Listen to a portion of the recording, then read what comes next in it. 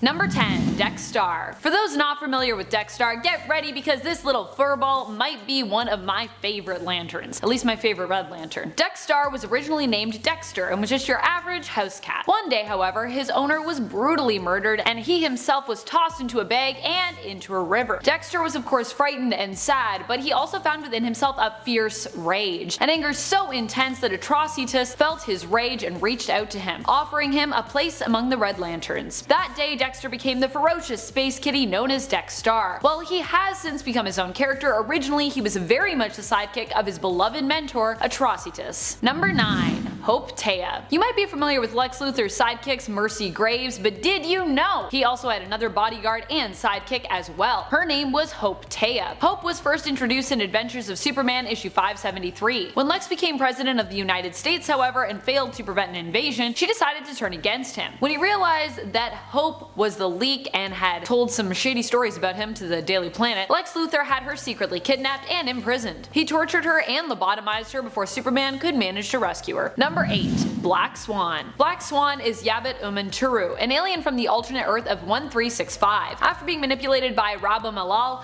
known to her as the Great Destroyer, Black Swan set out to regrow her family, carrying with her their DNA and brain scans in order to do so. As she looked for a new world to rebuild her life on, she ended up on the Earth of Reality 616, attempting to convince others to destroy their Earths in order to avoid the disaster that was the incursion of worlds. Following the events on Battleworld and the whole rebuilding of Earth 616 and the multiverse, Black Swan found herself allied with Hela, who at the time was working with Thanos. From there, she ended up joining the Black Order, which would later be reformed. Number 7. The Walrus. Does anyone remember the Wonderland Gang, or just me? This was a gang that villains Tweedledee and Tweedledum led, composed of a collection of Wonderland-inspired characters. The Walrus became one of them. Just like many of the other members of the gang, he was pretty useless as a villain. The Walrus's real name was Mo Blum, and to fight against the heroes who would oppose his leader's criminal ways, he would fight using a tusked mask that he wore on his face. He had no superpowers to speak of, just that sweet mask that, as you can expect, was not really as effective as I'm sure he'd hoped it would be. Number 6. Supergiant. Supergiant was one of the members of the Black Order that we did not get to see join the Marvel Cinematic Universe, and almost seemingly as part of her being cut out of being represented in the film, she also then died in the comics during the events of No Surrender. Not sure why everyone was hating on Supergiant. The issue of Avengers in which she died, Legacy number 680, was released in February of 2018, while Infinity War came out in April of 2018. She was a telepath who could easily unlock information or secrets within someone's mind. Perhaps she was simply too powerful for her own good, and that's what led to her being killed in the comics and kind of erased from existence in regards to the MCU. Still,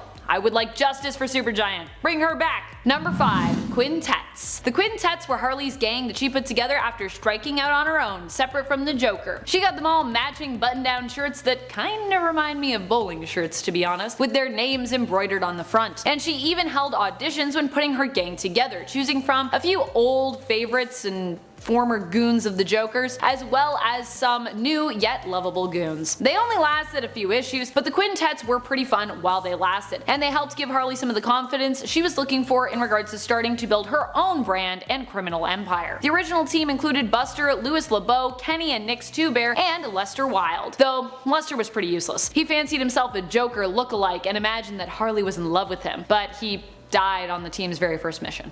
He also had literally no skills. Number 4. Gustav Hauptmann. Gustav Hauptmann was a scientist who originally was in Adolf Hitler and Red Skull's employ. However, he found himself kidnapped and forced to work for Dr. Doom later on in his life. Surprisingly, he actually found a lot of joy in his work as one of Doom's minions. Unfortunately, he didn't last too long. When the Fantastic Four infiltrated Doom's castle, Victor sent Gustav after them. Gustav took a flamethrower for the job, thinking it would be the best weapon against the heroic team. Dr. Doom, however, disagreed, worried for his priceless artwork which hung in the castle. In response to Gustav's poor choice, Doom killed him using a sonic device, and oddly enough actually ended up letting the FF go just immediately after that. Gustav was survived by his brother Gert, who then took his place as Doom's new mad scientist minion. I feel like that would be an awkward conversation. Your brother, I just killed him. Do you want to become my new mad scientist minion? I'd be like, no, I'm not. No, I don't want to die. Number 3. Honeysuckle. Honeysuckle was Poison Ivy's young protege and sidekick who appeared alongside some of the other Super Foes sidekicks in the original Super Friends in issue number 1. There, Poison Ivy was seen instructing Honeysuckle on how to climb, or more chastising her for wasting time chatting away. More speed and less talk, Honeysuckle! Honeysuckle looked pretty cute and also appears in the following issue of Super Friends, but we haven't really seen her since. It's also implied that there was some sort of competition where these youngsters auditioned to become supervillains in training.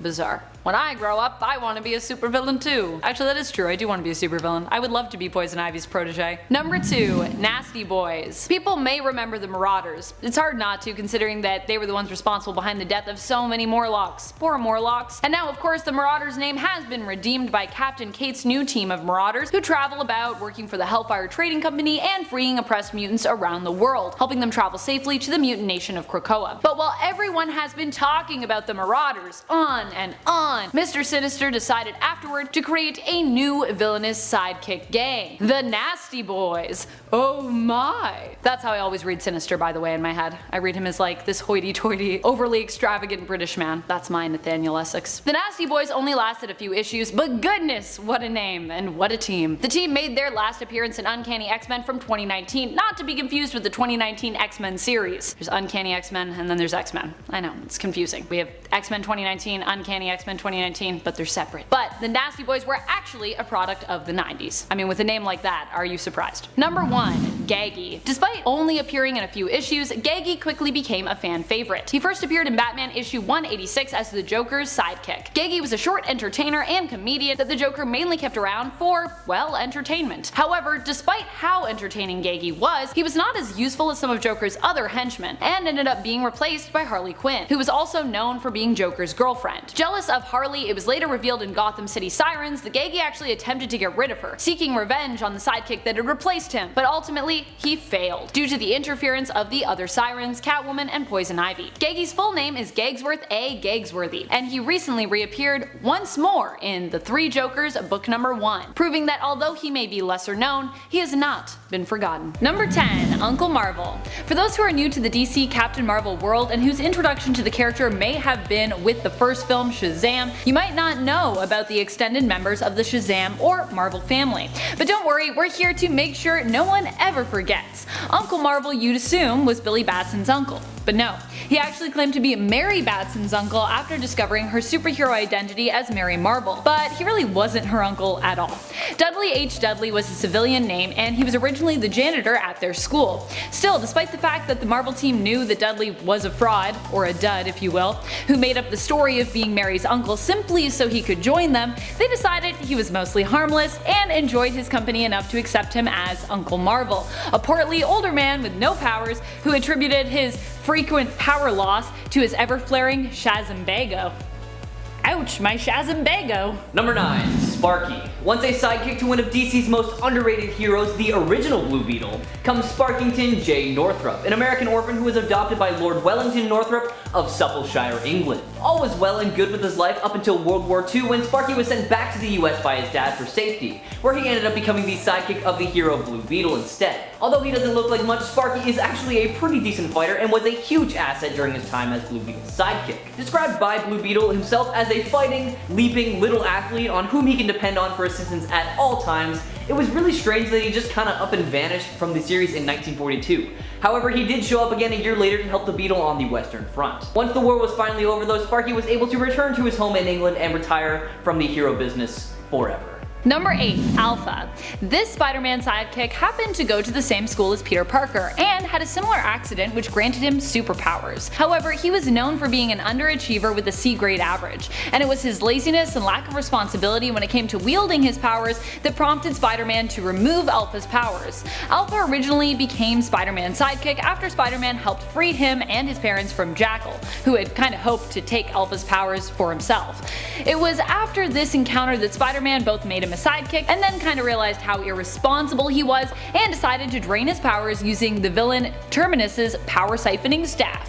Slowly, Spider-Man would restore Alpha's powers over time. Alpha's civilian name is Andrew Maguire, no relation to Tobey Maguire, but his name does seem to be in honor of both Andrew Garfield and Tobey Maguire, who had both played Spider-Man on the big screen previous to when his character was created. Number 7. Nyx. Leaving Marvel and DC for a bit of a change, we're going to be taking a look at Image Comics' Carrie Andrews, the on-again, off-again sidekick and love interest of the anti-hero Spawn. Becoming a spellcaster by the age of 4, Carrie was originally just a witch who was interested in Spawn, who named herself Nyx after the powerful Greek goddess. With a vast array of magical abilities including retrocognition, sound manipulation, and a psychic link, Carrie has been a huge help to Al Simmons' Spawn whenever she is by his side. She even at times donned the Spawn costume herself, which gave her all the powers of the Hellspawn alongside her magical abilities. During her time as Al Simmons' sidekick, she journeyed through the pits of hell, was possessed by a demon, and was even depowered by mystical forces. But in the end, she did get them back and decided to leave Spawn altogether, succumbing to the guilt she felt from the time that she betrayed the man she loved. Man, if that ain't true love, I don't know what it is. Number 6. Bob. Bob used to work as a Hydra agent and was basically forced into becoming Deadpool's sidekick when Deadpool infiltrated a Hydra base and ran into the poor goon. He has popped up here and thereafter in the Deadpool comics, often appearing as Deadpool's reluctant or sometimes over-enthused sidekick, often hoping that Deadpool will treat him better this time around, only to be disappointed. At one point, Deadpool bought himself a pirate ship and had Bob join him once more as his sidekick, which meant not that Bob got to dress up as a badass pirate, but instead was forced to wear a parrot costume and finish every sentence with a squawk. During his time serving Deadpool on the ship, he almost died of dehydration due to how stuffy and how hot it was inside that costume under the blazing Caribbean sun.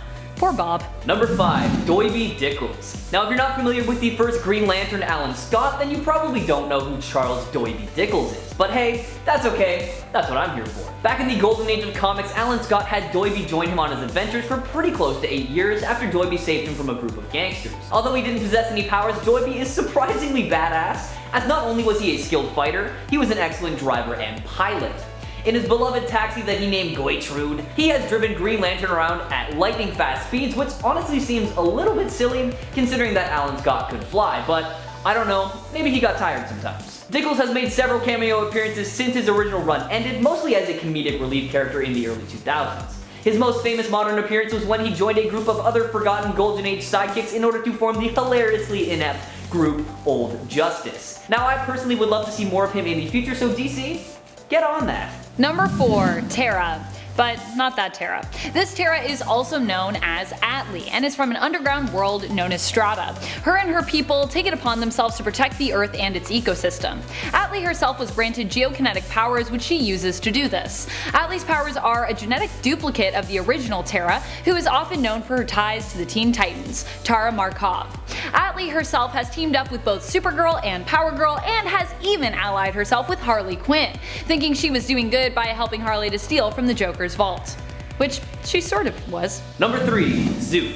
Now I don't know about you guys, but I find it really hard to believe that the stoic and pretty much emotionless Martian Manhunter had this little guy as a sidekick. Hailing from an alternate dimension, Zook is a member of the alien race known as, well, Zooks, and came to Earth alongside a few other evil aliens after a portal was opened. Zook met up with Martian Manhunter while he was trying to apprehend the two evil aliens and instantly took a liking to the hero. And I think the feeling was a bit mutual because when Zook was left stranded on Earth when the dimensional rift back to his home was closed prematurely, John Jones took him under his wing. Zook has a number of abilities thanks to his alien physiology. He can change his body temperature to be extremely hot or extremely cold, he can see through disguises no matter how complex, and can flatten or expand his body as a defense mechanism or to make him fit into tight spaces. Sadly though, he disappeared from the DC continuity after the events of Infinite Crisis. Number 2. Spider-Bite. Spider-Bite is Spider-Man's biggest fan and pint-sized sidekick, who has only appeared in one comic, Friendly Neighborhood Spider-Man issue number 6 from 2019. He helped Spider-Man take on the Sinister 60, though this is later revealed to be a make-pretend adventure for Spider-Bite's benefit. In reality, Spider-Bite is Nathan, a young boy who is fighting cancer and whose one wish was to become Spider-Man's sidekick, which is why Spidey came to join him for this adventure-filled day. At the end of Spidey's visit, Nathan doesn't want Spidey to leave, as he's afraid if he goes to sleep, he may never wake up. Spider-Man agrees to extend his visit and takes Nathan out with him for a bit to swing around New York. Aww. Number 1. Zack. Just Zack. Created solely for the 1980s Teenage Mutant Ninja Turtles cartoon comes Zack, a little boy who appeared for the first time in Season 3 Episode 26 entitled The Fifth Turtle. As the biggest self-proclaimed TMNT fan, Zack was so crazy about the Turtles that he took up arms with a hockey stick, tossed on a green bandana, and attempted to help them in their fight against crime.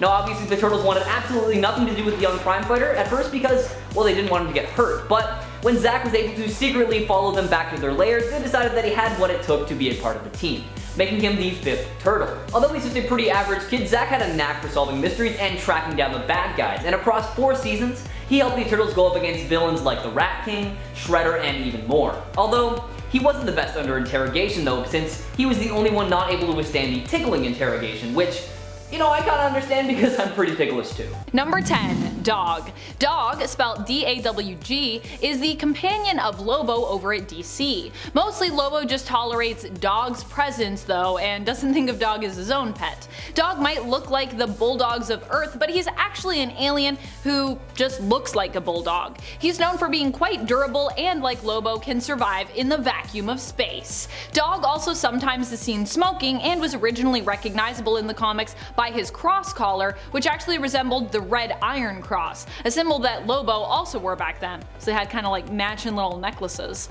The modern version of Dog no longer appears to be associated with this symbol. Fans of Lobo might be fans of Dog, although it should be noted that in the original New Earth continuity, Lobo was actually the one who ended up killing that alien after Dog himself was possessed. Number 9. Comet the Super Horse. Comet is an interesting one and really ranks lower not because he lacks power, but because he's secretly actually a man. Or a centaur really. A centaur that was accidentally turned into a full-on horse by Circe, but who could also become a human whenever a magical comet flew by. While Comet made for a very useful and loyal animal sidekick to Supergirl, who also came with a slew of other abilities including flight, telepathy, and immortality, he also was kind of a creeper. You see, Byron, Comet's original name when he was a centaur, actually falls in love with Supergirl, and when he takes his human form for that short while, he decides to try and woo her. He becomes, I think his name is Bill Starr. He's a rodeo man. He rides the horses. He rides the bulls? What do people ride at rodeos? Bulls? I think bulls, I don't know. I've never been to a rodeo. Someone take me to a rodeo. Byron decides it's best if Supergirl never knows that he is actually also her horse. And I get it, you know, it's complicated. But still, that's pretty messed up, Byron. Like, you make a loyal animal sidekick, but not a very honest human love interest. Although I guess with Comet, you're like, I get a magical horse and I get a boyfriend, which maybe back in the day was like, I don't know, cool for girls of the time. They were like, I want a flying horse that can also turn into my boyfriend. What a weird time. Or maybe that's just what people thought girls wanted, I don't know. Number 8. Tippy Toe. I mean, you gotta give it up for Tippy Toe. Tippy Toe is Doreen Green's, aka Squirrel Girl's, main animal sidekick currently in the comics. Before Tippy, it was Monkey Joe, and of course Squirrel Girl can have a whole team of squirrel sidekicks, if she wants to, as that's kind of her thing, communicating with squirrels and convincing them to team up with her. Really convincing many people to team up with her and be her friends. Tippy Toe is often recognized by her bright pink bow. She doesn't have any superpowers per se, but is a very smart, resourceful, and inspiring squirrel. She has demonstrated that she has skills as a leader, leading an entire squirrel army on Doreen's behalf. She's gone up against the likes of AIM and Thanos, and not only survived, but also helped to beat them too. Okay. Number 7. Eagley. One of the most ridiculous but quickly becoming one of the greatest animal sidekicks of all time is Eagley. Eagley is Peacemaker's sidekick in the DCEU. He appears in Peacemaker's HBO Max self-titled series. So far, Eagley has been a great companion to Peacemaker. We've seen Peacemaker use his animal sidekick to distract enemies, and have also seen that Peacemaker doesn't just see Eagley as his crime-fighting partner, but also very much as like his pet and his friend. Eagley also seems to be very well trained and to have a strong bond with Peacemaker. There is no doubt in my mind Eagley would probably do whatever Chris asked of him, and likely would fight just as hard and ruthlessly in Peacemaker's fight for peace. Eagley the Eagle, what a great name. Number 6. Jeff the Landshark. Jeffrey the Landshark is definitely one of my all-time personal favorite animal sidekicks in the Marvel Universe. I honestly would have ranked him higher if there weren't so many star animal sidekicks on this list. For me, in my heart, he is number 1, but I felt weird giving the #1 spot to Jeff because there's so many other really awesome ones too. Technically, Jeff is a little monster, not quite an animal, but he's animal-like enough for me to put him on this list, so just roll with it. Jeff has been the partner to Gwenpool, Elsa Bloodstone, Deadpool, and most recently Kate Bishop's Hawkeye in his own self-titled series, Marvel Infinity webtoon series, It's Jeff. Also, if you haven't read It's Jeff by Kelly Thompson and Gurihiru, you need to pause this video and go scroll through at least one issue on the Marvel Unlimited app. You can start with issue 1 if you want. All the issues are great though, honestly, so you can't really start in a wrong spot. Then you can come back and resume watching. And if you fell in love with that series, like me, there is going to be a follow-up one this year, so don't worry, Marvel has even more Jeff coming your way. Number 5. Redwing. Redwing is the animal companion of Sam Wilson. In the series Falcon and the Winter Soldier on Disney+, the Falcon we know as Redwing in the comics was swapped out for a drone companion, which also shares the name of its 616 counterpart. Redwing was actually the reason that we thought for a hot minute that Sam himself might be a mutant, and the reason that Sam questioned his origin and with it his potential power set. You see, Wilson and Redwing could actually communicate telepathically, which Sam thought could be as a result of latent mutant powers emerging. In reality, their telepathic link was actually a result of the machinations of the evil Red Skull. It turned out this link was created using the Cosmic Cube. To this day though, Sam still has a telepathic link with Redwing, and Redwing still fights by Wilson's side, even during his time in the comics as Captain America, and probably his future time as Captain America since he's probably going to be returning to that role. Yay! Number 4. Toppo. Toppo was Aquaman's ally and pet back in the New Earth continuity. Toppo is an octopus, or at least he was an octopus originally. The Prime Earth version of him looks a bit more like a cuttlefish octo hybrid to me, but based on his tentacles, I think he's still meant to be an octopus, just a much more giant octopus in comparison to the original. Or maybe the original one just got real big in this universe. The New Earth version of Toppo was a purple octopus who is known for his superior dexterity with his tentacles and his super strength. Aside from those more unique traits, he also had all the abilities of a regular octopus. In the Prime Earth continuity, Toppo was called upon to help King Arthur, aka Aquaman, to defend Atlantis, and later on to help him infiltrate it during his exile. He's great. Number 3. Lockjaw. Lockjaw has to be one of the best animal sidekicks around simply because he also happens to be one of the most powerful out there. Lockjaw is the animal companion of Black Bolt, king of the Inhumans, but he also serves and is a member of the Inhuman royal family. He's a big teleporting doggo who represents a bulldog, and like the other Inhumans gets his powers from the Terrigen Mists and process of Terrigenesis. Having a teleporting dog would definitely be one of the coolest and most useful things. Teleportation is rad. When it comes to Lockjaw's range and capabilities, by the way, he's a powerful teleporter just in regards to the Marvel Universe, not even just like in regards to animals in the Marvel Universe. He can teleport you all the way into space and can even take you to other dimensions. Number 2. Ace the Bat Hound. Honestly, we could probably just have a list of best doggo sidekicks. There are lots of them in the comic book world. I'm not sure actually if there are more monkeys slash gorillas slash apes or more dogs, but I bet it's pretty close between those two categories. Ace the Bat Hound wasn't actually really Bruce's dog, but instead was a dog that Batman and Robin found and then decided to adopt to use in a case, getting his help to locate his owner who had been kidnapped. Ace proved to be a heroic dog, and as such Ace became the Bat Hound, until he was returned to his rescued owner. Even after Ace would occasionally be called upon to help Batman in his time of need, with the given excuse of Bruce Wayne claiming he just really liked having the animal around and wanted to have him visit Wayne Manor every now and then because he was good company, which his rightful owner actually agreed to. During Rebirth in the 2016 Batman series, Ace's backstory was changed and the doggo gets a super sweet and heartbreaking origin story. Here the dog suffered trauma at the hands of the Joker, being made into one of his pets and then basically abandoned by the Joker. Alfred pities the dog, who was dressed up as an Ace card when found initially. Alfred takes in and trains Ace, rescuing Ace and turning the doggo into a good boy, intended as a holiday gift for Bruce. Although that part of Ace's story goes right over Bruce's head. He's like, "You didn't get me a gift, Alfred." Alfred's like, "I mean, I just trained this dog and it was a lot of work, but sure, yeah, I forgot to get you a gift, Bruce. Thanks." Number 1. Lockheed. Lockheed obviously is one of my all-time favorite animal companions, and there are surprisingly a lot of them that I was able to reminisce about while writing this list, and a lot of them that I love, many who didn't even make my cut this time around, but honestly who still deserve to. But above them all, in my mind, is Lockheed. Though to be honest, the question of which Lock is the best from Marvel between Lockheed and Lockjaw is a pretty intense debate. Both are great animal sidekicks, and Lockjaw is just super OP as a teleporter in general. Lockheed isn't technically an animal and isn't as powerful as Inhuman's best friend Lockjaw, but what he lacks in power he makes up for in heart and in stealthiness. Lockheed was actually once an agent of S.W.O.R.D. and was basically Abigail Brand's undercover agent who was secretly keeping an eye on the X-Men at the time. However, Lockheed still will probably always remain most loyal to his bestie, Kitty Pryde, aka Captain Kate. He would defend her to the ends of the earth and actually left his homeworld, his civilization, and his fiancée behind just to go on adventures with Kate. He's like a little space dragon, which I guess makes Kate Marvel's mother of dragons? Either Kate or Jubilee I think deserves that title. Or both of them can share it, I'm fine with that. Since Jubilee's son is also literally kind of a dragon.